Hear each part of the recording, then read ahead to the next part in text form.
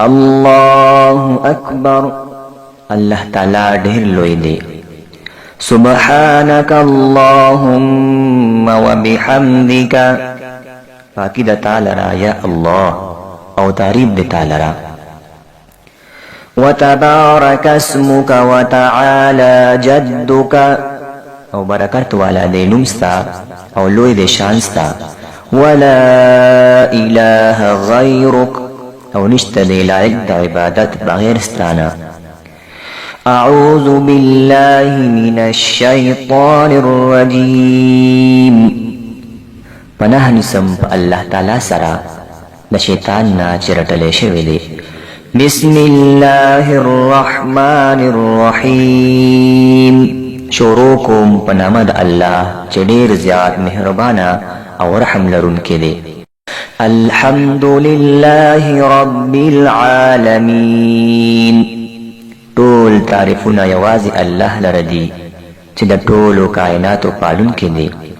الرحمن الرحیم ډېر زیات مهربانه پورا رحم لرونکی دی. مالک یوم الدین د جزا یعنی د قیامت د ورځې مالک دی. ایاک نعبد و ایاک نستعین مونږ هم داستا عبادت کوو او هم داستا څخه مرسته غواړو. اهدنا الصراط المستقیم مونږ ته سمه لاره وښیي. صراط الذین انعمت علیهم د هغه کسانو لار چې تا پرې انعام یعنی پیرزوینه کړې ده. غیر المغضوب علیهم ولا الضالین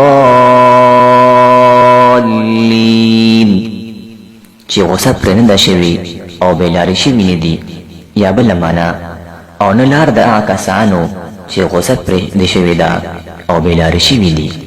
آمین یا الله تعالی زمونږ ته دعا قبول کړي. قل هو الله احد ووایا اغه الله دی یوازې یو دی. الله الصمد الله هیڅ چاته محتاج نه دی او ټول هغه ته محتاج دي. لم یلد ولم یولد نه هغه څوک زیږولی دي او نه هغه زیږولی شوی دی. ولم یکن له کفوا احد او هیڅ څوک د هغه سیال یعنی برابر نشته. الله اکبر سبحان ربی العظیم پاکی دا رب زما لرا چې ډېر لوی دی. سمع الله لمن حمده اوري وینا الله د هغه چا چې تعریف یې کوي. ربنا لك الحمد اے رب زمون تعالی را تعریف دی. الله اکبر سبحان ربی الاعلى پاکی د رب زما لرا چې اوچت دی شان د هغه. التحیات لله والصلوات ټول وینا والا عبادتنا او ټول بدني عبادتنا او ټول مالی عبادتنا خاص الله لره دي. السلام عليك أيها النبي سلام دی وی پتا باندې اے نبی علیہ السلام. ورحمت الله وبرکاته او رحمت د الله دی وی او برکتونه د هغه. السلام علينا وعلى عباد الله الصالحين سلام دی وی په موږ باندې او د الله په نیکانو بندګانو باندې. اشهد ان لا اله الا الله زه ګواهي کوم چې نشته د عبادت لایق بغیر د الله نه.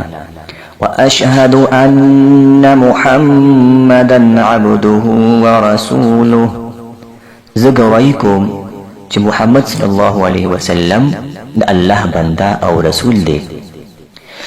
اللهم صل على محمد وعلى آل محمد اے الله رحم وکړي په محمد صلی الله علیه وسلم باندې او په کورنۍ د محمد صلی الله علیه وسلم باندې.